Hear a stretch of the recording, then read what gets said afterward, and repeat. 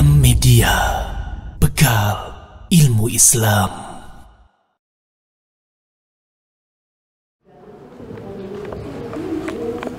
Bismillahirrahmanirrahim. Assalamualaikum warahmatullahi wabarakatuh.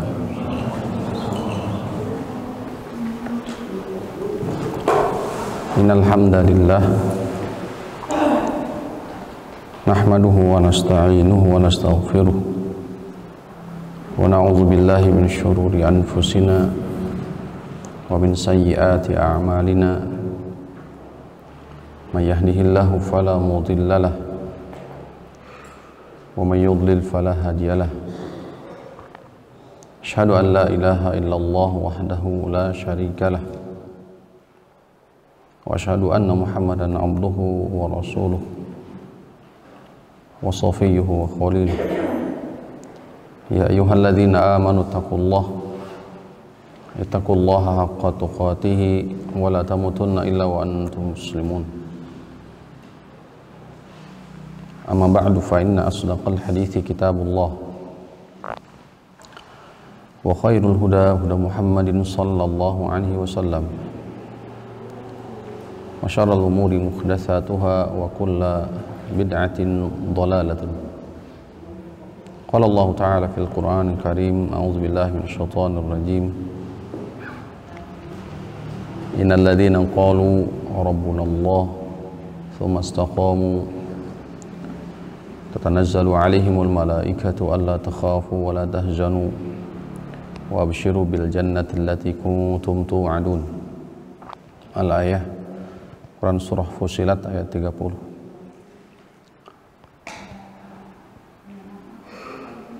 Alhamdulillah, kita bersyukur kepada Allah Rabbul Alamin, Rabb yang telah melimpahkan betapa banyak nikmat yang tidak akan pernah kita mampu menghitung.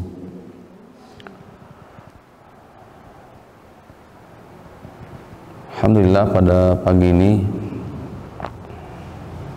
kita kembali setelah diberikan taufik Allah Subhanahu wa taala melanjutkan kajian rutin kita dalam pembahasan fikih ibadah. Walillahil hamd, kita masuk kitabus shalah, bab sifat salat Nabi sallallahu alaihi wasallam, yang insyaallah taala pada kesempatan ini bertemakan tentang hadis Aisyah radhiyallahu taala anha dalam sifat salat Nabi sallallahu alaihi wasallam. Salawat dan salam senantiasa kita limpahkan, kita curahkan kepada suri tauladan kita semua, Nabi besar Nabi Muhammad sallallahu alaihi wasallam. Tidak lupa kepada keluarga, kepada para sahabat, para tabi'in, tabi'ut tabi'in. Mudah-mudahan sampai kepada kita semua sebagai umatnya, umat akhir zaman. Ikhwafillah, teman-teman sekalian yang dimuliakan oleh Allah, di muqaddimah saya bacakan Quran surah Fussilat ayat 30 yang tujuannya semoga menjadi motivasi untuk kita semua. Sesungguhnya orang-orang yang berkata Rabbuna Allah, Rabb kami adalah Allah, kemudian mereka beristiqamah, setelahnya mereka berucap Rabbuna Allah. Abu Bakar As-Siddiq menafsirkan ayat ini, kalimat summa istaqamu ay la talfitu ila ghairillah, tidak berpaling kepada selain Allah. Mereka mengatakan Rabbuna Allah, Tuhan kami adalah Allah, kemudian mereka tidak berpaling kepada selain Allah. Di redaksi yang lain, la yusyriku billah, mereka tidak berbuat syirik kepada Allah. Mereka istiqamah di atas ketaatan kepada Allah sembari hatinya betul-betul hanya kepada Allah, tidak meminta, tidak berdoa kecuali hanya kepada Allah, tidak berharap kecuali hanya kepada Allah, tidak takut kecuali hanya kepada Allah, tidak bertawakal kecuali hanya kepada Allah, dan lain sebagainya min anwa'i al-ibadah, dari ragam-ragam ibadah, setiap amal perbuatan yang dicintai dan diridhai oleh Allah Subhanahu wa taala. Maka orang yang bisa istiqomah di atas ketaatan kepada Allah Rabbul Alamin, yang sejatinya istiqomah di atas ketaatan ini Allah gambarkan dalam Quran surah Fussilat ayat ke-6-nya. Allah berkata, Allah berfirman, fastaqimu ilaihi wastaghfirulah. Hendaklah kalian beristiqomah kepadanya, kepada Allah Subhanahu wa taala, dan banyak beristighfar. Al-Hafidz Al-Imam Ibnu Rajab Al-Hanbali menegaskan ini adalah sebuah isyarat bahwasannya seorang hamba tidak akan mampu istiqomah secara sempurna. Inilah faidah yang bisa dipetik kenapa kalimat atau perintah istighfar datang setelah perintah istiqomah, menunjukkan bahwa di antara keutamaan istighfar adalah menyempurnakan kekurangan dari keistiqomahan kita. Maka semoga kita diberikan anugerah istiqomah, berusaha, diberikan kekuatan mujahadah untuk senantiasa istiqomah, kemudian berdoa dan bermunajat kepada Allah, semoga kita senantiasa diberikan istiqomah, dan tidak lupa banyak beristighfar, memohon ampunan. Al jaza min jinsil amal, balasan sesuai dengan amalan. Beratnya istiqomah ini berbanding lurus dengan pahala yang bisa kita petik. Allah berfirman dalam lanjutan ayat, tatanazzalu alaihimul malaikah, para malaikat datang kepada mereka, yakni kepada orang-orang yang berkata qalu rabbunallah tsumma istaqamu, datang kepada orang-orang yang istiqomah di atas ketaatan kepada Allah sembari membawa kabar gembira. Imam Al-Waqi' beliau menegaskan 3 tempat para malaikat datang kepada mereka, yakni kepada orang-orang yang bisa istiqomah. Pertama, indal maut, yaitu ketika kematian tiba, di mana dia tidak meninggal kecuali di atas husnul khatimah. Yang kedua, inda fitnatul qabri, yang kedua adalah ketika fitnah kubur. Maka para malaikat datang membawa kabar gembira ketika fitnah kubur, yaitu ketika para malaikat bertanya, man rabbuka, siapakah Tuhanmu, wa madinuka, apa agamamu, kemudian waman hadza wa ma hadzal rajul alladzi bu'itsa fikum, siapa laki-laki yang diutus di tengah-tengah kalian ini, yakni Rasulullah SAW. Maka orang yang istiqomah akan datang kepada mereka malaikat seraya membawa kabar gembira, sehingga Allah Rabbul Alamin firman, yusabbitullahu alladhina amanu bil qawli tsabiti fil hayatid dunya wal akhirah, ila akhiril ayat. Allah akan memberikan jawaban yang kokoh dan pasti kepada orang-orang yang istiqomah. Kemudian tempat yang ketiga, Al-Imam Al-Waqi mengatakan, yaumul ba'ts atau ba'dal ba'tsi, setelah dibangkitkan dia dari kubur. Maka orang yang mampu istiqomah di atas ketaatan kepada Allah, apapun itu bentuk ketaatannya, la yahqiranna wa la tahqiranna minal ma'rufi syai'a, jangan sekali-kali kita meremehkan amal kebaikan walaupun amal perbuatan kita di pandangan manusia itu sepele. Walau bisyik kita merotin di hadis yang lain, walaupun hanya 1 atau setengah dari bagian kurma, kita bersedekah dengan sebagian kurma, belahan kurma. Namun apabila kita lillah, karena Allah, hanya berharap karena Allah, kemudian kita berusaha istiqamah dan dawamu hawain qalla, kita bisa dawam istiqamah di atas ketaatan kepada Allah, wa in qalla, walaupun itu amal tersebut adalah sedikit, ketahuilah amalan tersebut adalah amalan yang paling dicintai oleh Allah Rabbul Alamin. Maka para malaikat akan turun di masa tersebut atau di waktu tersebut, yakni yaumul ba'ts, ketika dibangkitkan dari alam kubur. Para malaikat datang dengan membawa kabar gembira.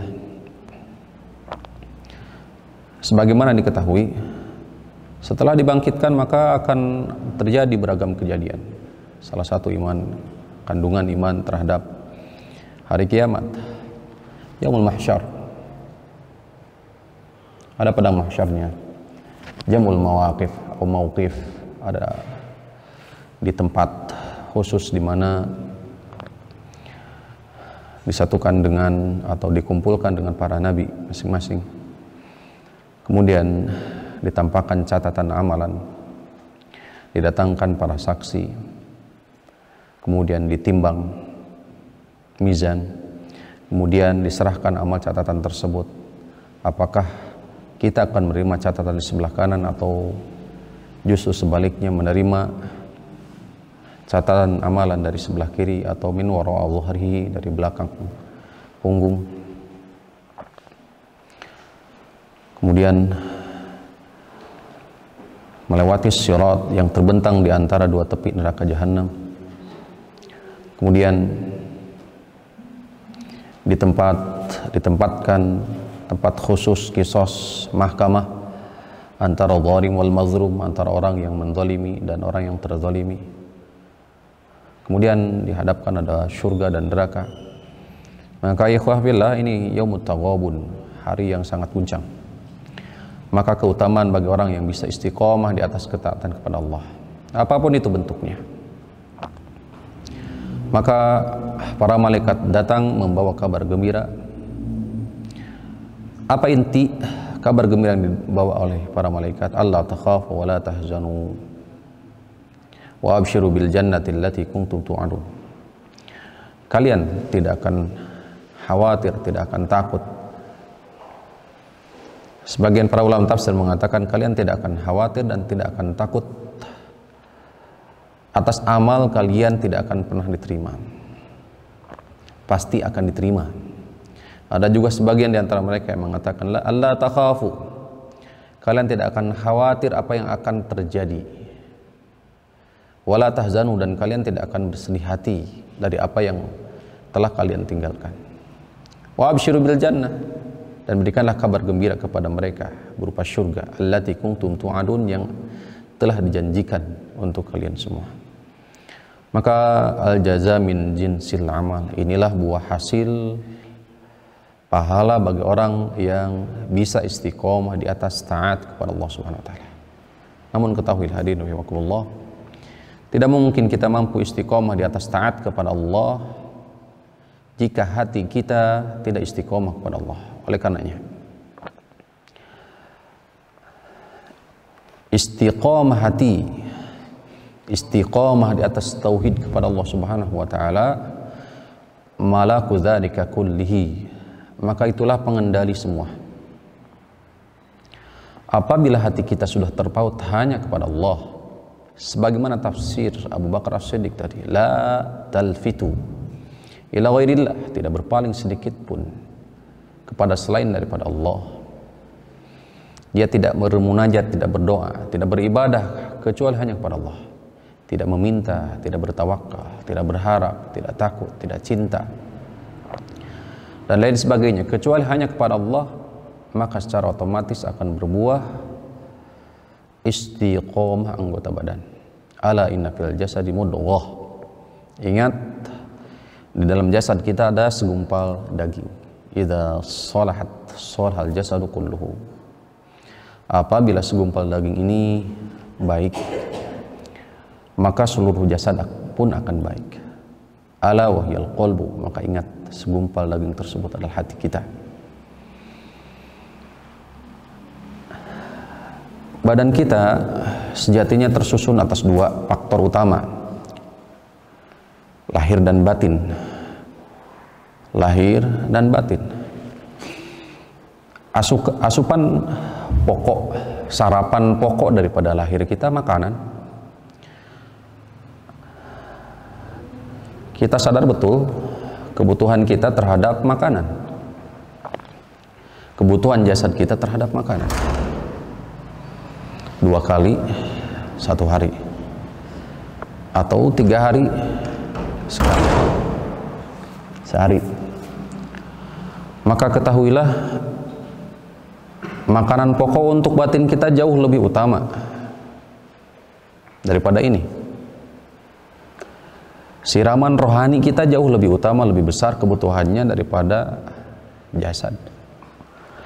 Maka penting bagi kita memperhatikan hal ini, yaitu dengan apa? Tiada bukan dengan thalabul ilmi, dengan ilmu. Maka sarapan batin kita tiada bukan adalah dengan ilmu. Maka hadirin rahimakumullah, semoga kita senantiasa diberikan keistiqomahan dalam rangka thalabul ilmi. Ini yang pertama. Walillahil hamd. Hadirin, pada kesempatan ini, pertemuan pertama setelah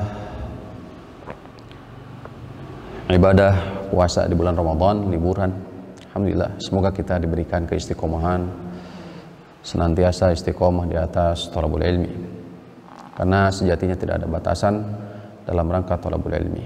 Wa qul rabbi zidni ilma, inilah baginda Nabi SAW. Wa qul rabbi zidni ilma, katakan wahai Muhammad, rabbi zidni ilma, tambahkan aku ilmu. Menuntut ilmu sejatinya adalah jalan termudah menuju surga Allah Subhanahu wa taala. Jalan termudah menuju surga Allah Subhanahu wa taala. Semoga kita senantiasa berikan taufik, kemudahan dalam rangka thalabul ilmi, sehingga diberikan kemudahan masuk ke dalam surganya, mendapatkan keridhaan atas rahmatnya.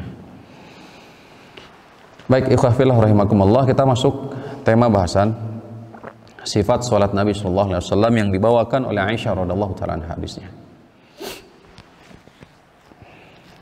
Hadis ini dikeluarkan oleh Imam Muslim rahimahullah taala. Alhamdulillah. Ya, bismillah. Wa an Aisyah radhiyallahu taala anha qalat, qala al-musannif rahimahullah taala. Penulis rahimahullah ta'ala Al-Hafidh Al-Imam Ibn Hajar dalam kitabnya Bulughul Maram berkata, dari Aisyah radhiyallahu ta'ala anha qalat, beliau menuturkan, kana Rasulullah sallallahu alaihi wasallam yastaftihu as-salata bit-takbir. Rasulullah sallallahu alaihi wasallam senantiasa membuka salatnya dengan takbir. Senantiasa membuka salatnya dengan takbir. Fil madi naqis, yaitu kana, yakunu. Apabila datang setelahnya fi'il mudhari', yastaftihu. Karena Rasulullah SAW yastaftihu sholata, dalla ala istimrar ma lam takum qarinatun ala khilafihi. Ini menunjukkan kebiasaan atau perbuatan yang senantiasa dilakukan secara terus-menerus. Fi'il madi naqis kana yakunu, di antaranya apabila datang setelah fi'il madi naqis tersebut adalah fi'il mudhari', selama tidak ada qarinah, sesuatu yang memalingkan dari hukum asalnya ini, maka menunjukkan amal perbuatan tersebut, fi'il tersebut adalah alad dawam, terus menerus, istimrar. Assalamualaikum warahmatullahi wabarakatuh.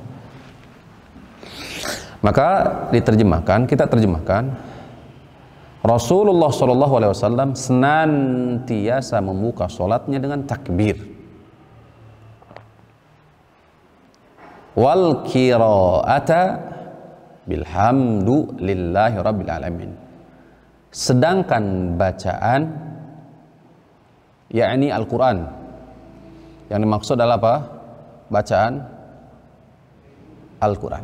Dan bacaannya yang dimaksud adalah bacaan Al-Quran, bukan bacaan sholatnya, tapi bacaan Al-Quran. Bilhamdu lillahi rabbil alamin, dengan alhamdulillahi rabbil alamin, dengan ucapan alhamdulillahi rabbil alamin. Surah Al-Fatihah. Wa kana idza raka'a lam yushhis ra'sahu.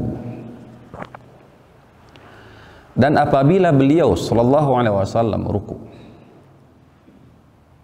lam yushhis ra'sahu,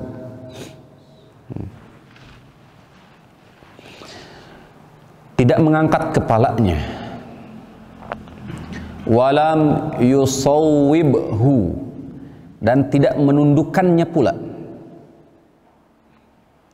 Jadi tidak terangkat, tidak pula menunduk. Walakin baina dzalika, namun di antara keduanya, yaitu sejajar dengan punggung. Wa kana idza rafa'a minar ruku'i, dan beliau apabila bangkit daripada ruku, lam yasjud hatta yastawiya qa'ima, beliau tidak sujud sehingga tegak berdiri. Dan apabila beliau sallallahu alaihi wasallam bangkit daripada ruku, yakni i'tidal, maka beliau tidak langsung sujud sampai tegak berdiri. Wa idza rafa'a minas sujudi, dan beliau apabila bangkit daripada sujud, lam yasjud hatta yastawiya jalisan, maka beliau tidak sujud kembali sehingga tegak duduk, atau duduk dengan tegak, duduk di antara dua sujud. Wa kana yaqulu fi kulli rak'ataini at-tahiyyah, dan beliau biasa, fi'il madi datang setelahnya adalah fi'il mudhari pula, menunjukkan apa? Kebiasaan. Dan beliau biasa di setiap dua rakaatnya membaca tahiyyat.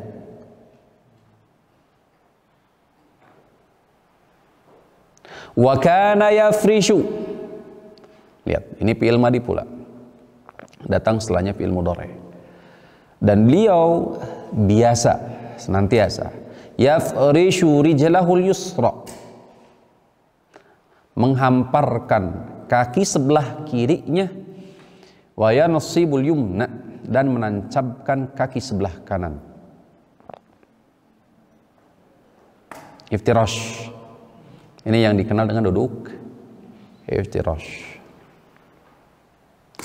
Wa kana yanha an uqbatis syaitan, dan beliau sallallahu alaihi wasallam melarang dari duduknya syaitan atau kondisi syaitan, perbuatan syaitan, sebagaimana nanti paparannya, penjelasan serta gambarannya akan datang.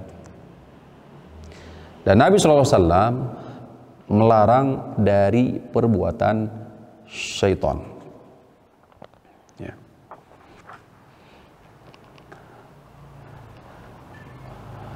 Wa yanha an yaftarisha ar-rajulu dhira'aihi, Dan Nabi SAW beliau melarang an yaftari syarrajulu dzira'ihi,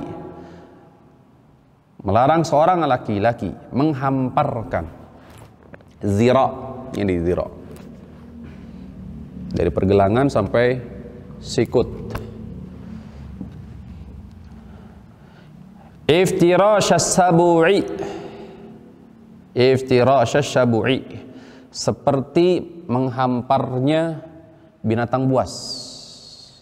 Istilah Sunda mengadakom. Ini. Ya. Nanti barangkali bisa dipraktekkan gambarannya supaya lebih jelas. Ya, Nabi SAW melarang seseorang ya, menghamparkan zira. Zira ini dari lengan sampai sikut. Ini.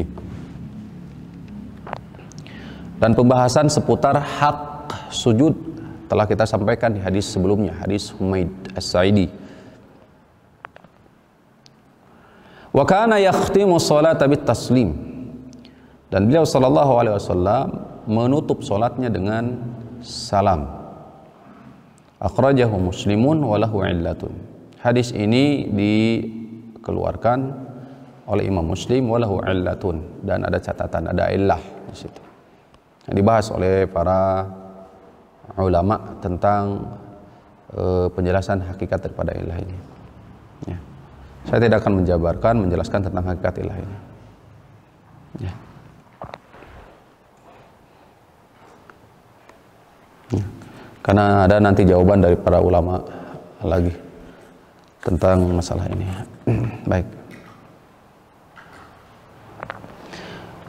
Ikhwafillah, hadirin rahimani wa rahimakumullah. Pertama, faedah hadis. Hadis ini merupakan dalil ala wujubi iftitahis sholati bit takbir. Dalil atas wajibnya membuka atau iftitah salat dengan takbir. Wa huwa lafdhu Allahu Akbar. Yang dimaksud adalah ucapan Allahu Akbar. Adalah apa? Ucapan Allahu Akbar. Sebagai catatan, pisahkan antara ucapan kalimat Allahu Akbar dengan pergerakan tangan, yaitu mengangkat tangan. Mengangkat tangan akan datang hadisnya setelah ini seputar takbir. Ya, seputar apa? Takbir, insyaallah taala. Adapun yang dimaksudkan di dalam hadis ini merupakan dalil wajibnya membuka atau iftitah salat dengan takbir, yaitu ucapan Allahu Akbar. Fala takfi an-niyatu, maka tidak cukup dengan hanya berniat saja. Dia tidak cukup dengan berniat saja, harus diucapkan Allahu Akbar.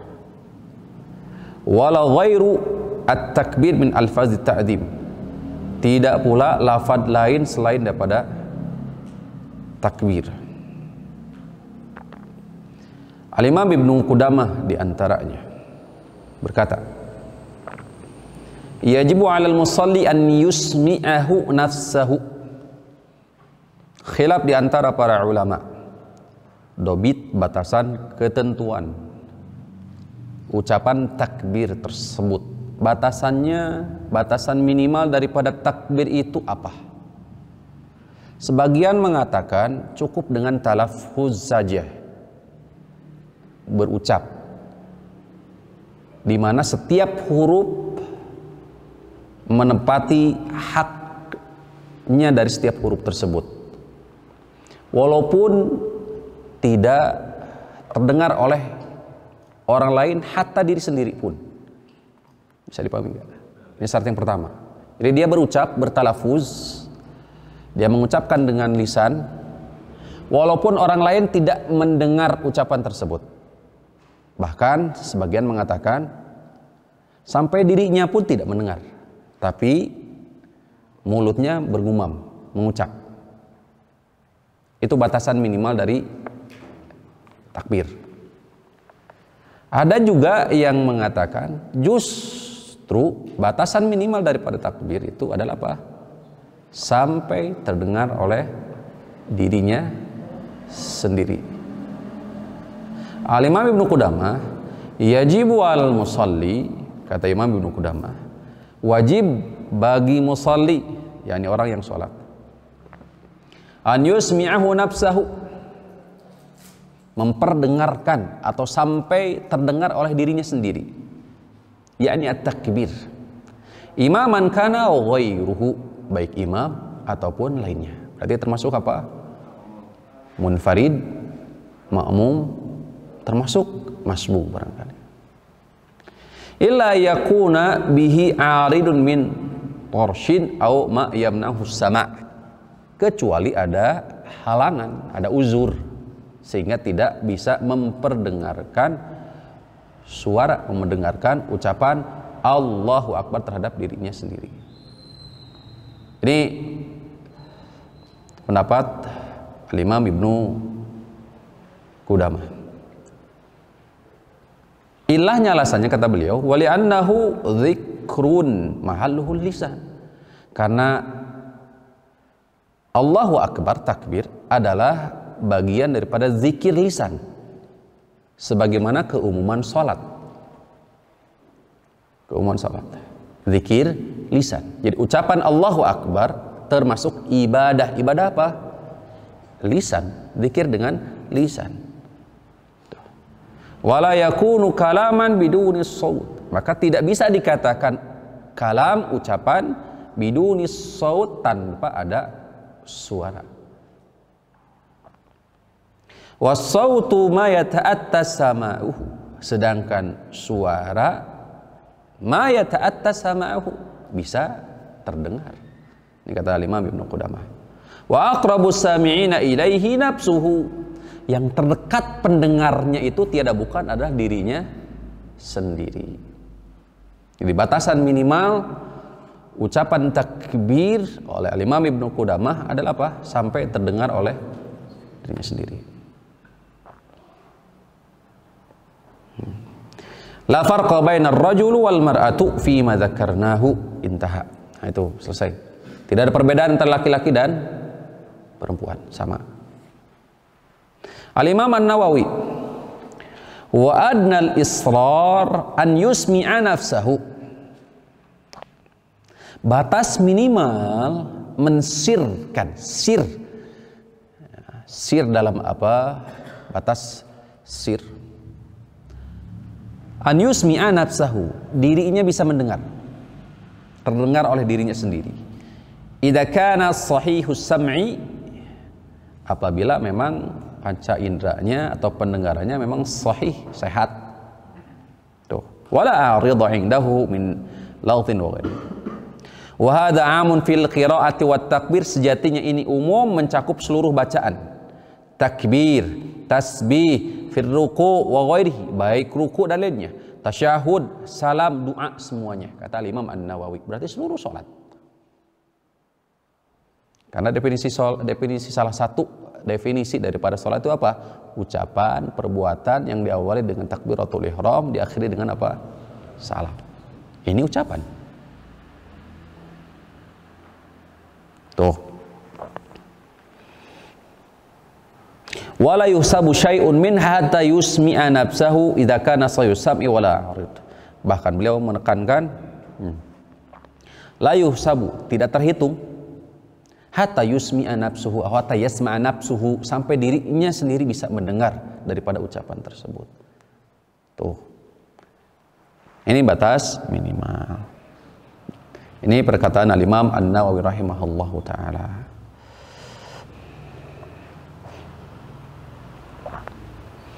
Ini dari kalangan mutakhirin, di antara Syekh Al-Utsaimin rahimahullahu taala, berselisih pendapat, berbeda pendapat dengan tadi. Kalau beliau justru berpendapat tidak dijadikan syarat isma'u nafsi, memperdengarkan sampai terdengar kepada diri sendiri. Innal qawla yakunu bil lisan. Fal yushtaratu ismu nafsu li hadzal qaul.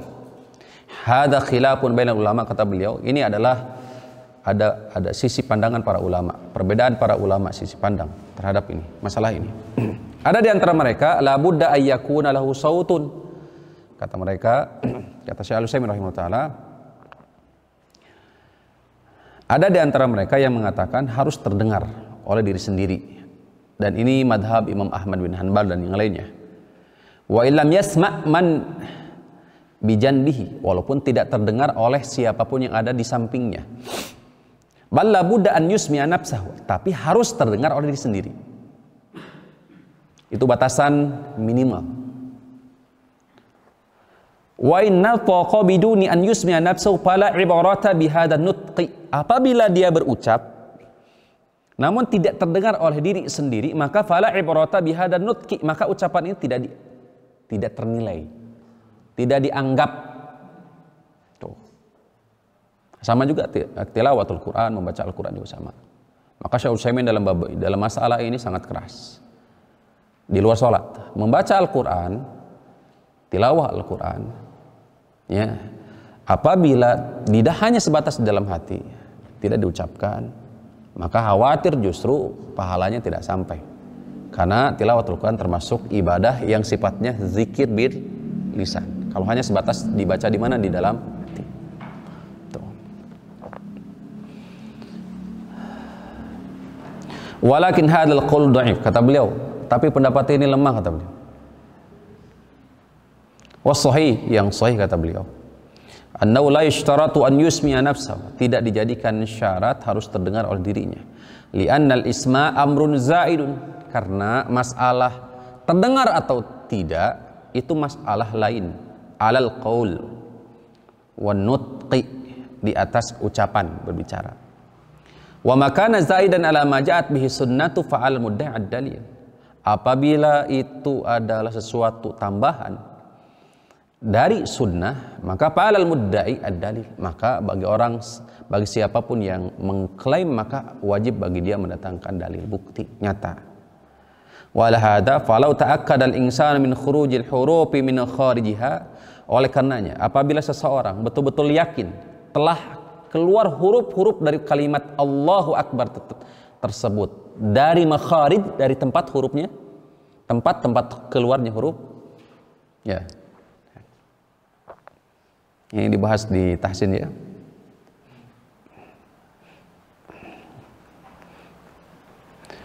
Maka walam yusmi' nafsahu, walaupun dirinya tidak terdengar, tidak mendengar, sawan kana dzalika li dha'fi sam'ihi, baik disebabkan karena lemahnya pendengaran dia, amli aswatin haulahu, atau disebabkan karena ada suara yang ada di sekitarnya, amli ghairi dzalika, atau disebabkan lain sebagainya, parrajihu anna jami'a aqwalihi mu'tabarah, maka yang lebih kuat, kata Syekh Al-Utsaimin rahimahullah taala, anna jami'a aqwalihi mu'tabarah, maka ucapan dia terhitung.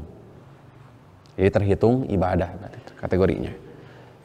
Farrajihu anna jami'a aqwali mu'tabarah wa anna la yushtaratu aktsar mimma dallat an-nusus ala ishtiratihi wa wal qaul.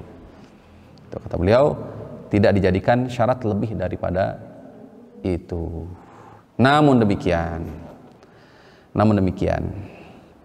ya. Ya. Walakin al-ahwat wal abra'a li dhimmati al-khuruj min al-khilaf. Dari dua pendapat para ulama dalam rangka dalam ucapan takbiratul ihram ini dan ucapan yang lainnya dalam salat terutama, maka tetap al-ahwat, kehati-hatian, wal abra'u li dhimmah, itu terlepas daripada beban. Karena apabila ada dua pilihan, maka bagaimana? Pertengahan. Ya, khurujun minal khilaf mu'tabar, mustahab, keluar dari perselisihan itu dianjurkan. Al-khuruju min khilafil ulama an yataharra al-musalli an yusmi'a nafsahu adhkar shalah, maka sebaiknya orang yang sholat, musalli, bisa sampai terdengar oleh siapa? Dirinya sendiri, azkar dari sholat tersebut. Wa huwa qaul jumhur kama qaddim, dan ini adalah pendapat jumhur ulama. Wallahu ta'ala ala wa ala. Ini secara khusus di ucapan apa? Takbiratul ihram. Jadi ihtiyat kehati-hatian untuk kehati-hatian, maka bagaimana? Diusahakan terdengar oleh diri sendiri. Tuh. Tapi catatan, hati-hati apabila justru ucapan kita justru bisa mengganggu siapa? Orang yang ada di sekitar kita. Wallahu taala ala wa alam. Karena khawatir di situ ada unsur kedzaliman terhadap orang lain. Baik. Ini yang pertama. Wal hikmatu, apa hikmah di balik takbiratul ihram? Hikmah dibukanya salat dengan takbir, istihdarul musalli 'azamata man yaqifu baina yadayhi. Jadi menghadirkan keagungan Allah Rabbul Alamin, keagungan Allah Rabbul Alamin, man yaqifu baina yadayhi, ya, man yaqifu baina yadayhi, zat di mana orang yang sedang sholat sedang berhadapan dengan Allah Subhanahu wa taala. Jadi menghadirkan di ketika takbir Allahu Akbar. Itulah awal mula menghadirkan perasaan bahwa Allah Subhanahu wa taala melihatnya. Sebagaimana ihsan, definisi ihsan, anta'budallah ka'annaka tarahu. Engkau beribadah kepada Allah seakan-akan engkau melihatnya. Fa in lam takun tarahu fa innahu yaraka. Jika tidak demikian, maka hadirkan seakan-akan engkau melihatnya. Seakan-akan Allah Subhanahu wa taala melihatnya. Ya, bermula dari takbir. Wa annahu akbar min kulli syai'in. Dan sungguhnya Allah Subhanahu wa taala maha besar atas segala sesuatu. Yakhturu bi balihi. Supaya hadir dalam hatinya. Fa yakhsha'a wa yastahyi an yastaghila bi ghairihi. Sehingga dia khusyuk dan malu menyibukkan diri dari selainnya, selain pada salat, mengingat Allah. Aw yahdutsu nafsuhu bisiwahu, atau ada ucapan lain dalam hatinya selain daripada Allah Subhanahu wa taala. Jadi ketika bermula Allahu Akbar inilah awal mula menghadirkan hati dalam salat. Faedah kedua, al-haditsu dalilun ala anna al-qira'ata fi sholati tubda'u bil Fatihah. Hadis ini merupakan dalil bahwasannya al-qira'atu, bacaan di dalam sholat diawali dengan surah Al-Fatihah.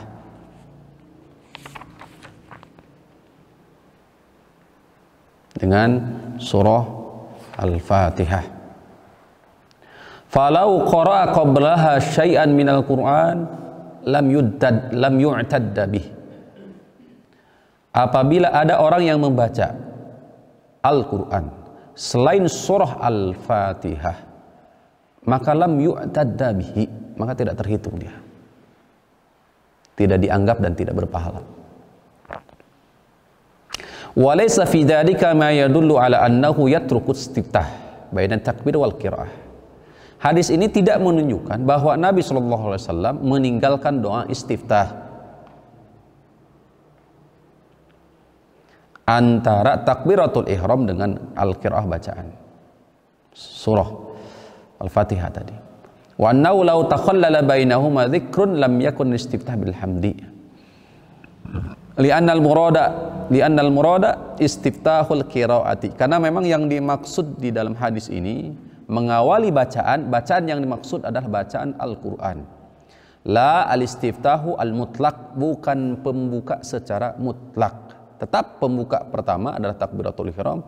Kemudian di hadis yang lain sebagaimana telah disampaikan pula di sifat sholat Nabi, baik fi'liyah perbuatan ataupun berupa ucapan kemarin di pertemuan sebelum ini, dua pertemuan sebelum ini sudah kita sampaikan. Masyru' sunnahnya adalah dengan membaca istiftah. Baik, Al-haditsu dalilun ala anna min sifatir ruku' al-muwafiq li sunnah at-taswiyah. Hadis ini pula dalil termasuk sifat ruku' sesuai dengan sunnah adalah at-taswiyah, lurus, meluruskan kepala dengan punggung ketika ruku'.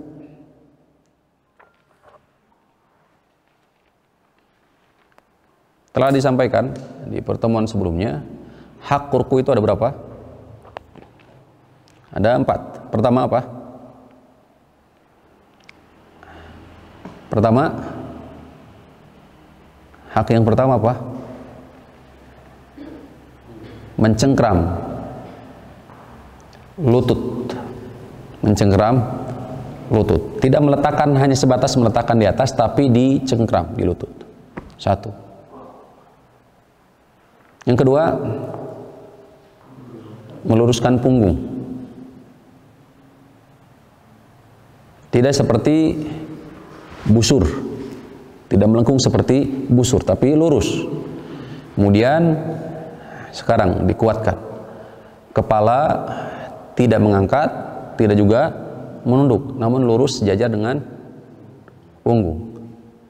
Kemudian berikutnya apa? Menjauhkan siku dari janbun atau bagian samping dari tubuh, dengan catatan tidak mengganggu siapa yang ada di samping kita. Ini hak anggota dari ruku yang wajib kita tunaikan. Kemudian hadis ini pula dalil ala masyru'iyatil istiqrar fil qiyam ba'da ruku' wal julus baina sajdatain. Hadis ini pula dalil syariat tegak berdiri pada i'tidal dan tegak duduk di antara 2 sujud. Yang dimaksud dalam hadis ini adalah tuma'ninah. Yang dimaksud dalam hadis ini adalah apa? Tuma'ninah. Telah disampaikan pula batasan dari tuma'ninah. Ada 2. Yang pertama, as-sukun, terhenti atau diamnya anggota badan tersebut. Kalau i'tidal berarti tegak berdiri sampai terhenti sejenak. Ini pendapat pertama, melihat dari sisi tinjauan bahasa. Yang kedua ditinjau dari sisi apa? Bacaan wajib, yaitu ucapan subhana rabbiyal azim biqadri dzikri al-wajibi bila ajalatin, dengan kadar zikir wajib tidak tergesa-gesa. Berarti ketika i'tidal apa? Sami Allah, Rabbana walakal hamdu. Sampai itu berarti Rabbana walakal hamdu. Dan yang kedua ini lebih dikuatkan oleh para ulama. Artinya batasan tuma'ninah dalam i'tidal adalah sampai apa? Sampai selesainya kita membaca kadar wajib dari bacaan i'tidal, yaitu apa? Rabbana walakal hamdu. Kadar wajibnya adalah 1 kali kadar wajibnya. Demikian pula ketika duduk di antara 2 sujud. Nah.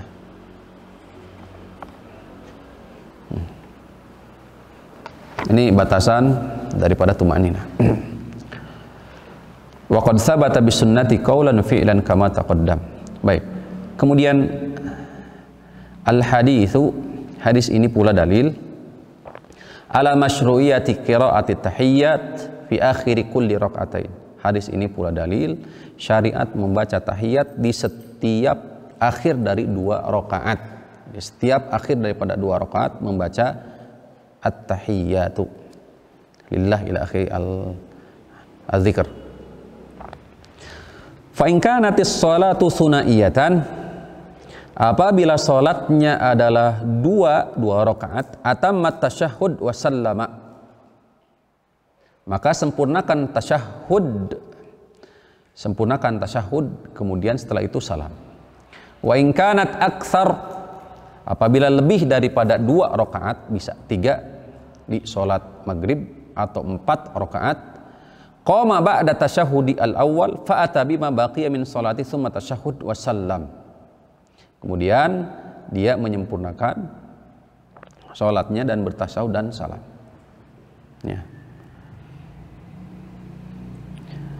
Kemudian hadis ini pula dalil ala masyru'iyati iftirash al-qadam, duduk iftirash, yaitu menghamparkan kaki sebelah kiri dan menancapkan kaki sebelah kanan ketika duduk. Dan ini duduk mencakup tasyahud awal, wal julusu baina sajadatain, dan duduk di antara 2 sujud.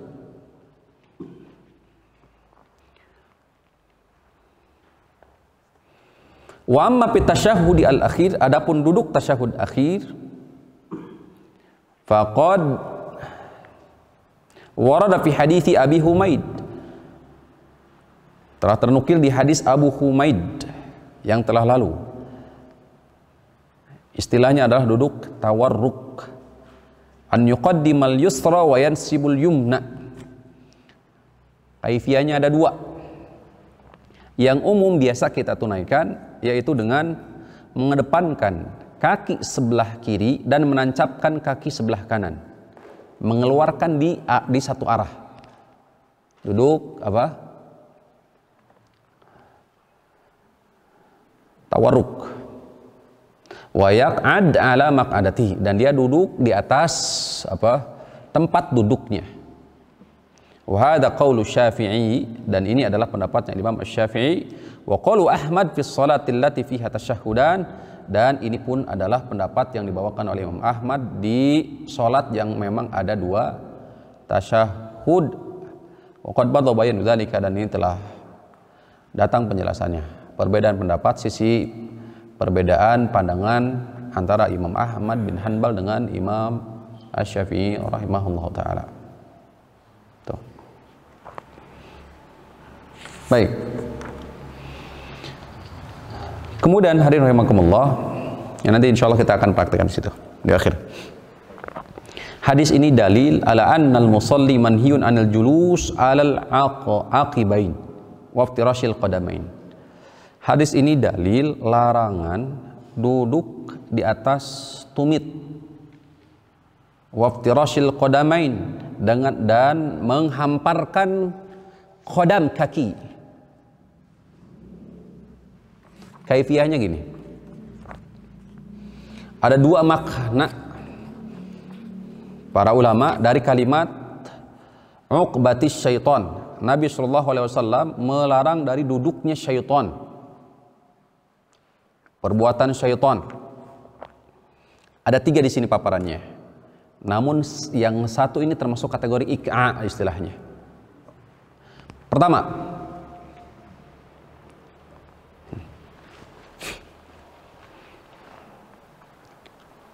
wahia an yafrisha atau an yafrusha qadamaihi fayaj'ala zuhurahuma nahwal ardi,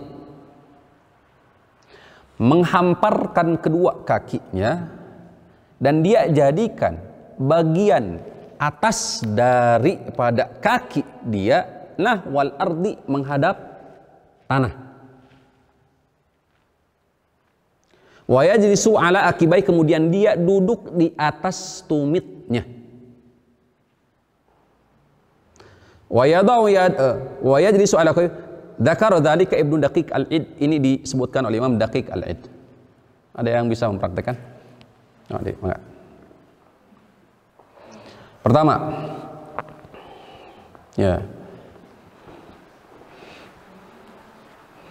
an yufrisha qadamahi, dihamparkan kakinya, kedua kaki dihamparkan, tidak diberdirikan, tidak diberikan. Duduk iftirash kaki sebelah kiri bagaimana? Dihamparkan kan? Diduduki yang kaki sebelah kiri itu iftirash kan? Nah, ini hayahnya keduanya bukan kaki kiri saja, tapi keduanya arah kaki ini nih, punggung daripada kaki ini ke tanah. Sok praktekkan. Kemudian duduk di atas tumit gitu. Coba lihat, lihat.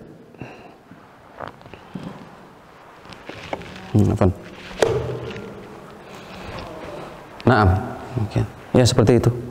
Ini hayah yang pertama. Di kondisi yang pertama, apa anak ikut di?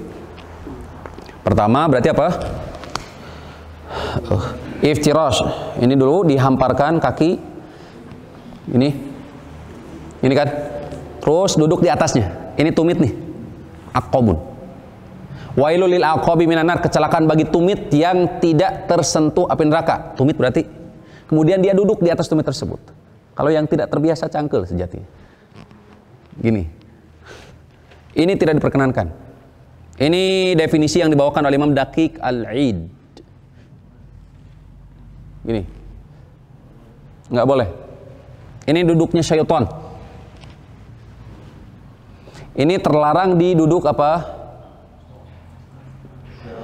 Iftirash, maksudnya adalah di tasyahud pertama dan duduk di antara dua sujud.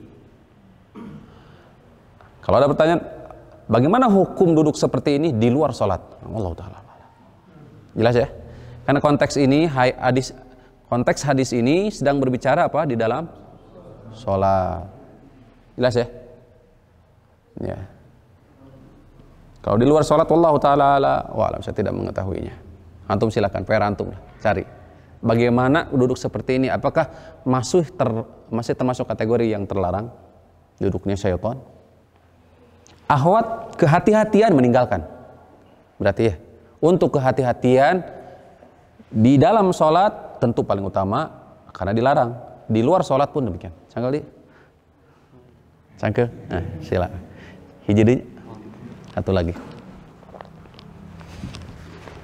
Baik. Yang kedua, ini tidak diperkenankan di duduk tasyahud awal dan duduk di antara dua sujud. Yang kedua, anna uqbata syaitan an yulsiqa ar-rijla ar-rajulu iliyatahu bil ardi. Punten.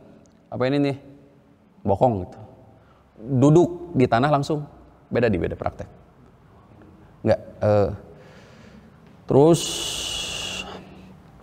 wa yunsibu saqaihi, betis didirikan, ditegakkan betisnya, beda duduk. Betisnya berdiri, diangkat. Ya, dua-duanya. Duduk. Bujurna ke hanaf. Tah, kela.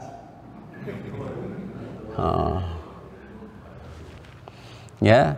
Jadi pertama nya punten, apa nih? Bagian belakang dubur ya. Nah, apa namanya istilah? Pantat itu ya. Jadi duduk di tempat duduknya, kemudian apa ini? Betis berdiri, terus kedua paha juga berdiri. Wa yadau yadaihi alal ardi, kedua tangannya di tanah. Tah gitu. Gitu. Ini duduk syaitan. Atau perbuatan syaitan. Termasuk kategori syaitan. Wa hadza tafsir Abu Ubaidah. Ini tafsir dari Abu Ubaidah Ma'mar bin Al-Musanna. Jelas ya? Ini gambarannya sejatinya tidak di dalam sholat. Ini gambaran seperti ini tidak di dalam sholat. Berarti kalau demikian, duduk yang tadi pun baik di dalam sholat ataupun termasuk di luar sholat. Duduk seperti ini bukan di luar sholat kalau melihat. Bisa dipahami? Yang kedua? Yang ketiga, ada yang ketiga. Ini yang dikatakan oleh para ulama dengan duduk iqa, dan ini dianjurkan. Artinya ini termasuk bagian daripada sunnah. Dua kaifiyah, dua tata cara duduk dalam terutama tasyahud awal dan duduk di antara dua sujud. Duduk seperti keumuman yaitu iftirash, menghamparkan kaki sebelah kiri dan duduk di atasnya dan menancapkan kaki sebelah kanan. Ini yang biasa, duduk iftirash yang kita kenal. Yang kedua kaifiyahnya adalah dengan apa? Iqa. Apa iqa itu? Wa yadau iliyatahu ala aqbaihi, meletakkan pantatnya di atas kedua tumitnya. Kedua tumitnya baina sajadatain, di antara dua sujud. Kalau di sini di antara dua sujud.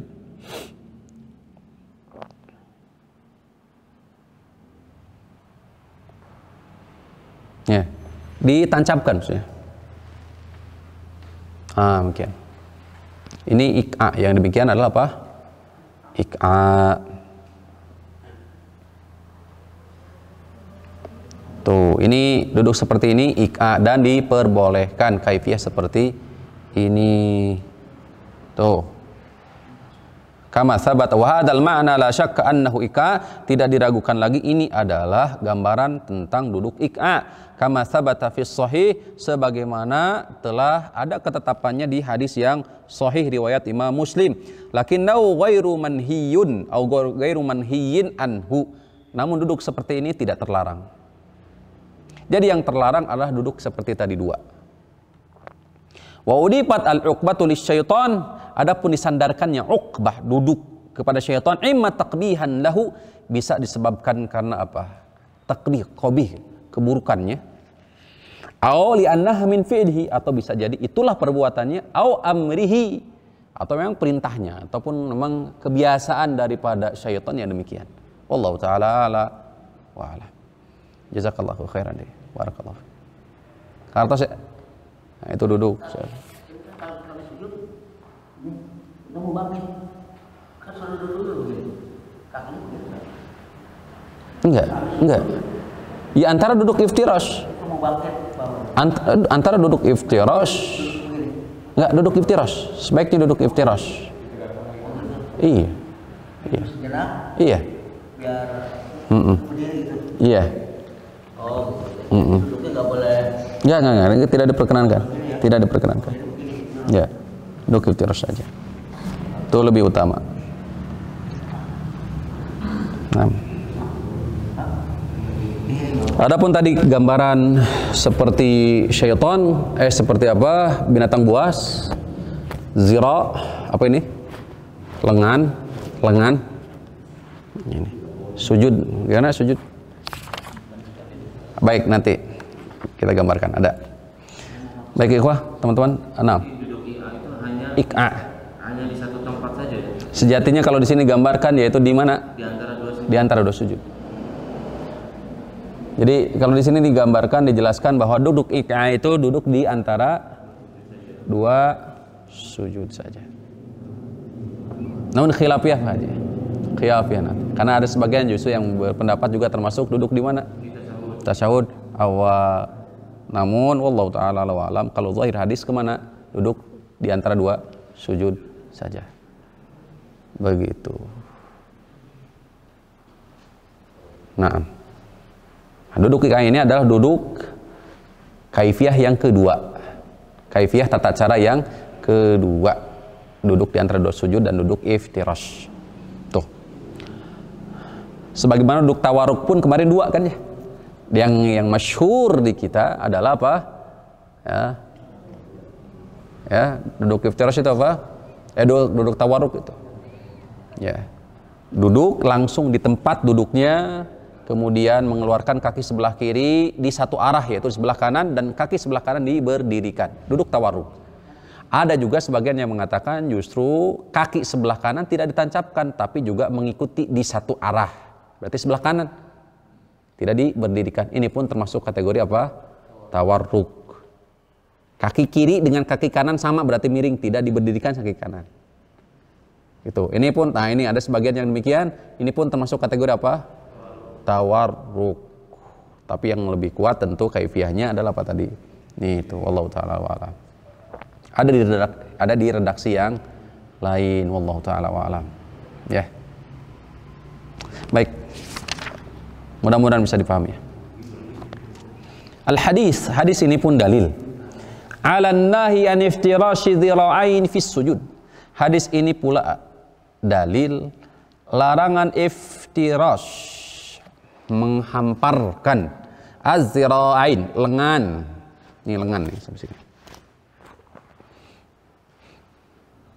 Fis sujudi, di dalam sujud. Wa dzalika bi an yad'aha aw bi an yad'ahuma 'alal ard. Kaifiyahnya yaitu dengan meletakkan keduanya di atas tanah. Li'anna sunnata an yarfa'ahuma wa yakunu al-mawdu' 'alal ardi kaffaihi. Karena justru yang sunnah adalah mengangkat keduanya, yaitu lengan itu diangkat.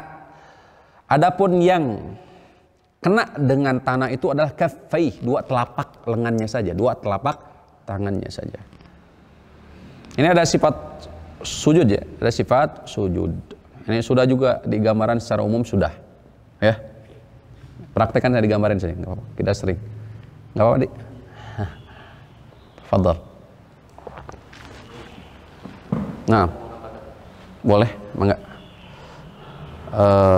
Ini coba gambarannya ke arah ke samping, nah, biar ini kelihatan. Rama. Ini iftirasus saba'. Ini apa? Seperti binatang buas. Ini yang tidak diperkenankan. Karena memang sunnahnya diangkat, ini diangkat. Ini diangkat. Sunnahnya adalah ini diangkat. Kalau ini adalah ini yang dilarang oleh Nabi SAW dalam sujud. Jadi yang kena terhadap lantai itu, tanah itu adalah telapaknya saja. Adapun hak secara keseluruhan daripada anggota sujud, tolong diperhatikan yang paling utama 7, bangkit dulu, duduk dulu. 7 anggota sujud. 7 anggota sujud apa saja? 1. Kemudian wa yushiru ila anf. 1. 2, 3, 4, 5. Apa lagi? 6. Ini 6. Apa ini teh?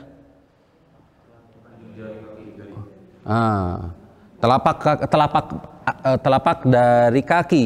Adapun jari jemari tetap menghadap ke arah kiblat. Jari jemari tetap menghadap ke arah kiblat. Ini, dan pastikan itu semua kena terhadap menyentuh tempat sujud. Pastikan semua anggota daripada sujud tersebut itu menyentuh langsung tempat sujud. Karena itu adalah zahir daripada hadis.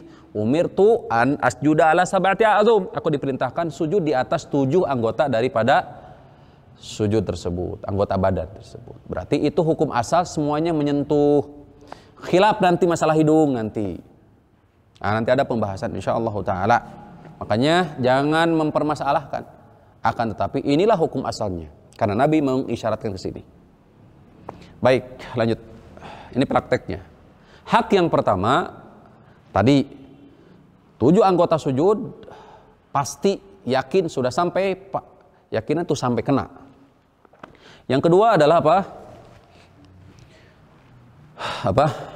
Menjauhkan antara betis dari bawah dulu aja. Menjauhkan betis dengan paha. Menjauhkan betis dengan paha. Sekali lagi dengan catatan betis, paha dijauhkan, kemudian paha dengan apa? Perut. Paha dengan apa? Perut. Paha dengan perut. Dengan catatan tidak mengganggu saudara kita yang ada di depan. Tolong diperhatikan nanti jarak antara sab. Ya, karena bisa jadi berbeda-beda. Nah, cangkel deh. Udah biasa. Hanya biasa, atas biasa tuh. Nah, jadi kalau mengganggu maka bagaimana? Anggap mengganggu deh. Nah, coba di dia tadi di punten di. Saya di dia. Ini prakteknya di area ini. Sab. Didik, balik tah gitu. Sesuai antum eta sujud di karpet biasa. Tah gitu. Kalau dipraktekkan ini bisa ngagedukkan dengan bagian depan. Maka bagaimana? Tadi nanti diatur supaya tidak mengganggu orang yang ada, kaum muslimin yang ada di hadapan kita. Tuh diatur. Kemudian hak berikutnya menjauhkan zira tadi atau menjauhkan apa ini teh sikut dari janbun, bagian samping. Ini pun ada catatannya apa? Ini tidak mengganggu siapa yang ada di sini. Kiri kanan. Maka kalau mengganggu maka bagaimana? Adapun posisi lengan, maka posisi lengan nanti sesuai dengan apa? Takbir bisa di sini ataupun bisa sejajar dengan apa? Sebagaimana nanti insyaallah taala datang setelah ini pembahasannya. Ya, letak tangan ketika takbir. Ada yang di sini, ada yang di sini. Nah, di situ ada pembahasannya. Tuh. Sudah? Nah, jazakallahu khair. Nih, udah. Nah. Baik, Masya Allah. Khilaf ya, ada dua pandangan sisi para ulama. Ya, nanti insya Allah Taala akan ada pembahasannya. Dan itu nanti juga ada dua pendapat.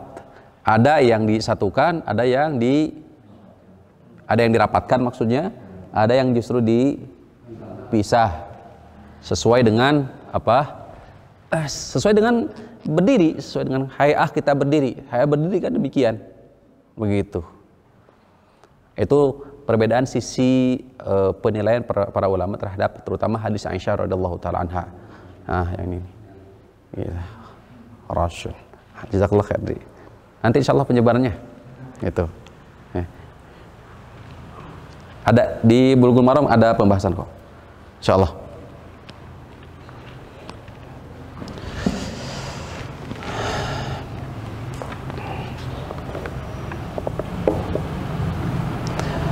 Kenapa duduk seperti tadi atau sujud seperti tadi, seperti binatang buas itu dilarang oleh Nabi? Tidak ada nas sejatinya, tapi dibahas oleh para ulama. Dan kita pun sejatinya tidak ada tuntutan untuk mengetahui kenapa sih dilarang. Enggak. Kewajiban kita adalah kalau ada perintah dan larangan dari Nabi SAW, maka sami'na wa ata'na. Ini hukum asalnya, ini batasan kita, kewajiban kita di sini. Namun apabila kita mengetahui hikmah, alasan, sebab kenapa Nabi SAW melarang ini dan itu, maka ini akan menambah kehusyuan dalam rangka menunaikan ibadah. Secara khusus sujud dalam hal ini. Di annaha sifatul mutakasil. Kaifiyah tata cara seperti tadi, seperti hewan buas tadi, itu gambaran kaifiyah orang yang memang mutakasil, orang yang malas yang demikian itu. Orang yang bermalasan gitu. Yang ngadakom gitu. Liannaha sifatul mutakasili, karena itu adalah termasuk sifat mutakasil orang yang malas. Wal matlub minal musalli ayyakuna ala akmali hayatin minan nasyad. Justru yang dipinta dalam rangka salat itu bagi orang yang menunaikan salat, ayyakuna ala akmali hay'ah. Di atas kondisi yang paling sempurna. Minan nasyad, semangat. Wa taba'ud amma yahdutsu al-kasal. Menjauhi segala perkara yang mendatangkan kemalasan. Fi jami'i arkanis shalah, di seluruh rukun salat. Wa li anna fi dzalika tashabbuhan bis-siba'i wal kilab. Dan juga alasan yang lainnya, perbuatan demikian itu menyerupai hewan buas, wal kilab, demikian pula gogog, anjing. Wala yaliku bil insani alladhi karamahu Allah ta'ala wa faddalahu an yatashabbah bil hayawan. Tidak layak bagi manusia yang Allah telah muliakan dan berikan karunia kemuliaan, ya, an yatashabbah bil hayawan, bisa menyerupai dengan hewan. Jadi dimuliakan oleh Allah Subhanahu wa taala. Wa laqad karramna bani adama. Allah telah muliakan Bani Adam, anak keturunan Nabi Adam. La siyama fi halis shalah, apalagi dalam kondisi salat. Wa qad warada fi hadithi Anasin, ada terwirid di hadis Anas bin Malik radhiyallahu taala anhu bahwa Nabi sallallahu alaihi wasallam qala i'tadilu fis sujud wala yabsut ahadukum dhira'aihi in bisatal kalbi. Ini redaksinya. I'tadilu, pertengahanlah kalian dalam sujud. Wala yabsut, jangan kalian bentangkan. Dhira'aihi, lengannya, kedua lengannya, in bisatal kalbi, seperti terbentangnya lengan daripada anjing. Hadis riwayat Imam Al-Bukhari, Imam Muslim. Wallahu ta'ala a'lam. Terakhir, al-haditsu dalilun ala anna khatma as-salati wal khuruji wal khuruja minha biqauli assalamu alaikum warahmatullah. Hadis ini dalil penutup salat keluar dari salat tersebut dengan ucapan assalamualaikum warahmatullah. Fala tukhtatamu bin niyah, tidak diakhiri dengan niat saja. Wala bilafin ghairu taslim, tidak pula dengan lafaz selain daripada salam. Li hadithi wa takhliluha at-taslim, berdasarkan hadis penghalalannya adalah salam, pengharamannya adalah takbiratul ihram, dan penghalalnya adalah apa? Salam. Wa sayati ziyadatu kalamin fi hadza insyaallah taala, akan datang pembahasan secara rinci menyeluruh di dalam pembahasannya insyaallah taala. Demikian ikhwah fillah rahimakumullah pembahasan kita di pagi ini. Masya Allah.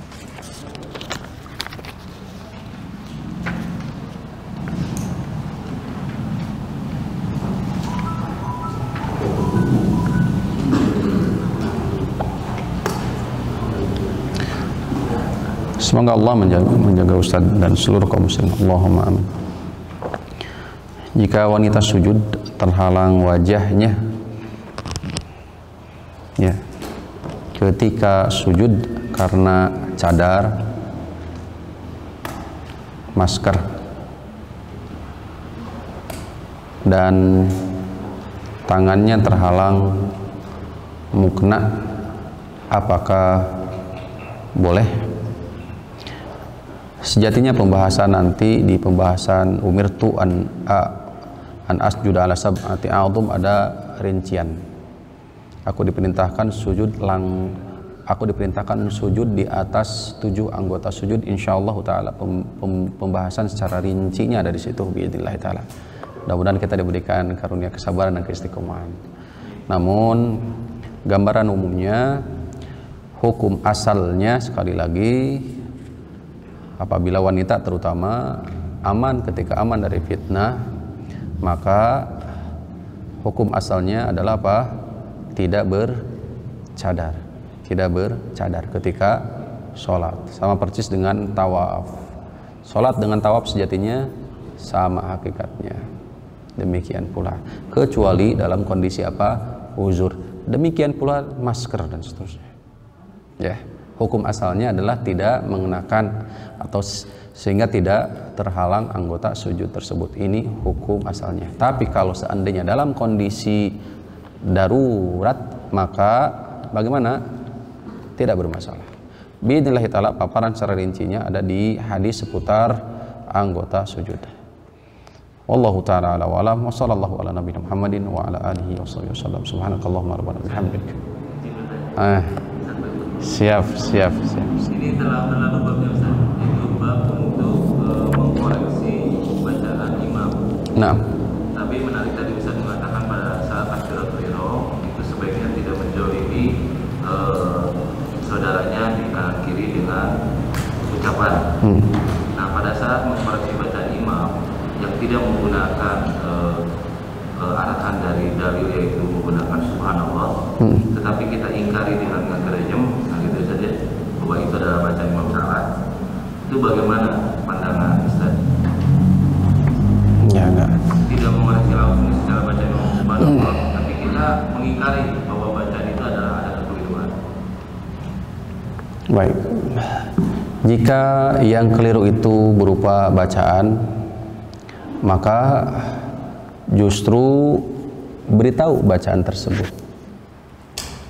Jadi beritahu, bukan ngagerenyem di hati, ngagerenyem di belakang imam itu tidak disyariatkan, kecuali bahkan di hadis Nabi SAW tidak boleh makmum itu membaca apapun kecuali surah Al-Fatihah di belakang siapa?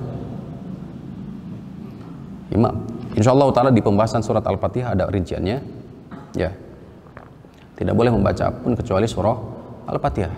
Maka apabila makmum mengingkari imam dengan tata cara membaca secara sir, meluruskannya di sir, itu bukan cara yang baik. Bukan cara yang baik. Itu tidak sesuai dengan sunnah Nabi SAW, demikian itu. Enggak. Karena justru hak seorang makmum ketika imam sedang membaca terdiam dan mendengarkan. Wa idza quri'a 'alaihimul Qur'an fastami'u lahu wa ansitu. Apabila dibacakan kepadanya Al-Qur'an maka fastami'u lahu. Ya, wa ansitu. Dengarkan dan diam. Sekarang kalau imam keliru dari sisi bacaannya, ada istilahnya apa? Ada pembahasannya. Apa istilahnya? Istilah fikihnya salat itu. Bukan sakta, apa istilahnya? Diberitahu, dikasih tahu. Umpamanya membaca surah Al-Ghasyiyah umpamanya. Al-Ghasyiyah, ada ayat yang keliru. Maka bagaimana? Orang yang ada di belakang maka beritahu dia, beritahu imam. Beritahu imam ayat yang keliru tersebut. Gitu. Kecuali kalau seandainya imam berkelanjutan terus melanjutkan, banyak kemungkinan bisa jadi tidak terdengar suara daripada orang yang hendak mengislah tersebut. Ya. Atau bisa jadi memang justru karagok imam teh hesek susah, banyak kondisi. Maka bagaimana kewajiban makmum?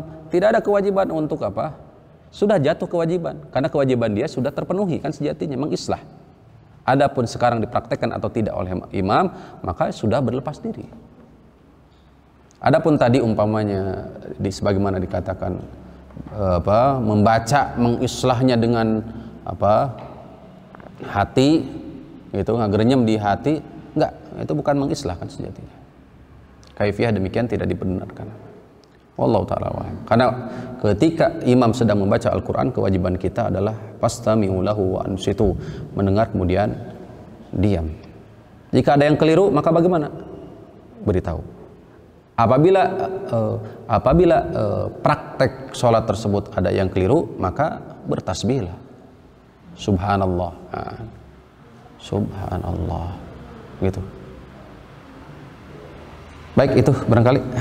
Subhanakallahumma rabbana wa bihamdika asyhadu an la ilaha illa anta astaghfiruka wa atubu ilaik. Wa akhiru da'wana alhamdulillahi rabbil alamin. Assalamualaikum warahmatullahi wabarakatuh.